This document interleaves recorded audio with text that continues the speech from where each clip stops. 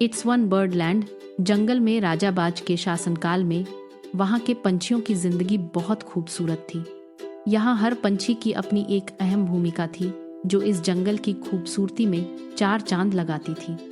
इस जंगल में एक कबूतर भी था जो दिखने में खूबसूरत था। उसके पंछियों के खूबसूरत था, सूरज की रोशनी में किन्हीं हीरों की तरह चमकते थे। यही वजह थी कि कबूतर की खूबसूरती की चर्चा आसपास के जंगलों में भी बहुत हुआ करती थी। जरा उस कबूतर को तो देखो, कैसे चेहरे पर गुरूर लिए इधर उधर घूम रहा है, जैसे उसे किसी से कोई बात करने की जरूरत ही नहीं है। मुझे तो लगता है यह यही सोचता है कि यह जंगल इसी का है। सही कहा आपने। वैसे तो किसी से कोई बात करता ही नहीं, पर जब बोलता है तो बस अपनी तारीफ। मैं तो सुन सुन के बोर हो चुकी हूँ। हाँ, यह बात तो है, लेकिन सभी को उसकी खूबसूरती ही पसंद है। मैं किसी ऐसे पंछी को नहीं जानता जो उसका व्यवहार पसंद करता हो। कबूतर ने उनकी बातों का अंदाजा लगा लिया था। उसने अपनी छाती को और ज्यादा फुलाया और झील के किनारे जाकर अपने पंखों को संवारने लगा।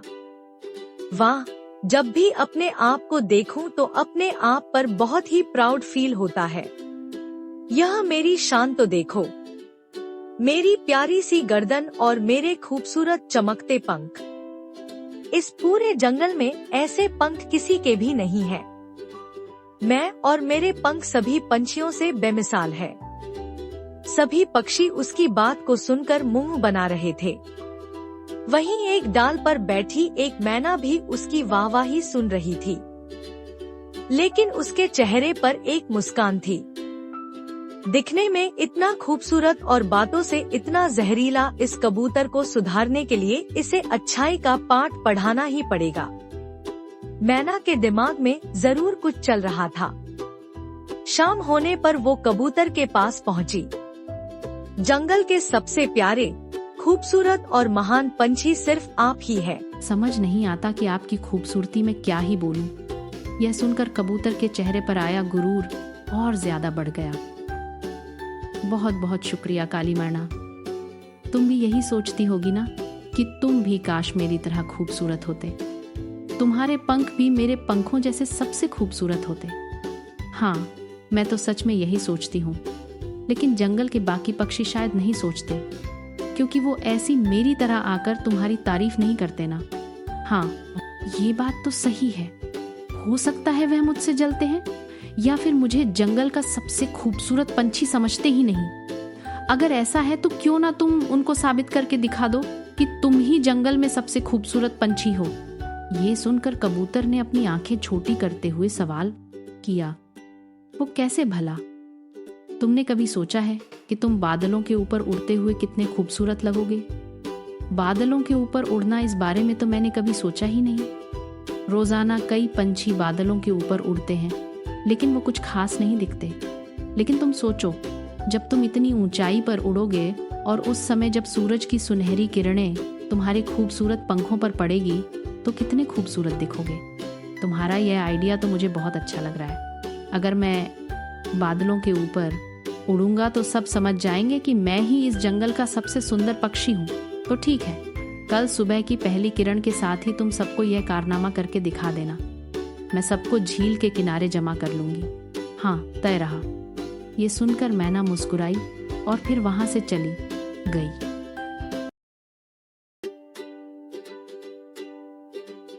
दीदी, आप हम सभी को यहाँ क्यों लाए हो? हाँ, जरा बताइए, क्या खास बात है? तभी कबूतर सबके सामने आया। आज सभी देखेंगे मेरी खूबसूरती का एक खास नमूना। यह कहकर वो एक टीले पर चढ़ा और अपने पंख फैलाकर टीले से कूदा। उसने पूरी शक्ति के साथ अपने पंखों को फड़फड़ाया, लेकिन उसके भारी पंख उसे ऊपर ले जाने की जगह जमीन पर लेकर आ रहे थे। अरे, ये क्या हो रहा है? उसने पंखों को पूरी ताकत से फड़फड़ाया, लेकिन ऊपर जाने की जगह वो धड़ाम से अपने मुंह के बल जमीन पर आ गिरा। बाज और चील ने अपने पंखों में अपना मुंह छिपाया और हंसने लगे। वहीं टीनू चिड़िया और मैना के मुंह से भी हंसी फूट पड़ी। पंखी मैना को इशारा करके आंख मारते हुए हंसने लगा। तभी राजा बाज भी वहां आ पहुंचे। क्या चल रहा है? तुम सब इस तरह से क्यों हंस रहे हो? राजा बाज, कबूतर ने अपने सबसे खूबसूरत पंखों के साथ उड़ने की कोशिश की और मोह के बल जमीन पर आ गिरा। बहुत घमंड था ना अपने ऊपर। अहंकारी को कभी ना कभी हार का मुंह देखना ही पड़ता है। लेकिन तुमको उड़ने की क्या सूझी थी कबूतर? तभी कबूतर की जगह मैना ने जवाब दिया। कबूतर अपनी खूबसूरती की वजह से बहुत ही ज्यादा गुरूर में आ गया था। इसका कहना था कि यह जंगल का सबसे खूबसूरत और काबिल पंछी है। इसी वजह से यह किसी से बोलना भी पसंद नहीं करता। जिन पंखों की वजह से यह अपने आप को सबसे ऊपर समझ रहा था, मैंने बस यही कहा कि इन पंखों के जरिए तुमको बादलों के ऊपर जाकर सबको दिखाना चाहिए और साबित करना चाहिए कि तुम जो भी सोचते हो और करते हो वो सब लाजमी है। उम्मीद है आज इसको समझ आ गया होगा कि ऊपरी सुंदरता से ज्यादा अंदरूनी सुंदरता, अच्छा स्वभाव और काबिलियत ज्यादा मायने रखती है। इस पर कबूतर ने अपना सर झुकाया और बोला, मैं आप सभी से माफी मांगता हूँ।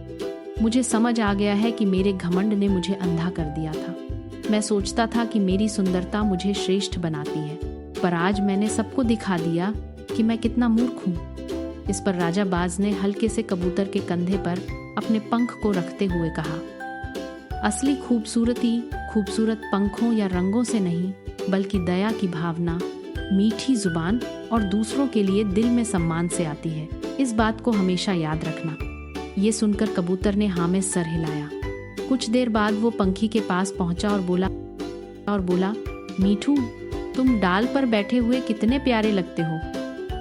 पता है, तुमको तो शहरों में भी लोग अपने घरों में रखते हैं क्योंकि तुम बहुत खूबसूरत हो और अच्छा बोलते हो। यह सुनकर पंखी हैरानी से बोला, कबूतर, तुम मेरी तारीफ कर रहे हो? हाँ, क्योंकि तुम तारीफ के काबिल हो। वाकई तुमसे यह सुनकर बहुत खुशी हुई कबूतर। वहां से कबूतर बुलबुल के पास गया जो डाल पर बैठी गीत गा रही थी। संगीत, बुलबुल, तुम्हारी आवाज बहुत प्यारी है। जब भी तुम्हारा गाना कानों में जाता है तो दिल को बहुत सुकून मिलता है। ओ प्यारे कबूतर, तुम्हारा बहुत शुक्रिया। मैं खास तुम्हारे लिए और अच्छा गाती हूँ। यह कहकर बुलबुल गाना गाने लगी और कबूतर उसे सुनने लगा।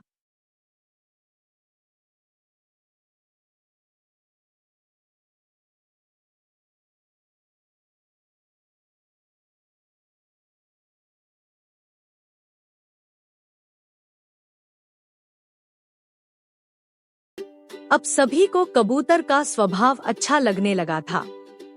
वो सभी से अच्छे से बात करता और सभी पंछी इस बात का श्रेय मैना को दे रहे थे, क्योंकि उसी की वजह से कबूतर ने सीखा कि असली सुंदरता अंदर से होती है। बाहरी दिखावा किसी काम का नहीं।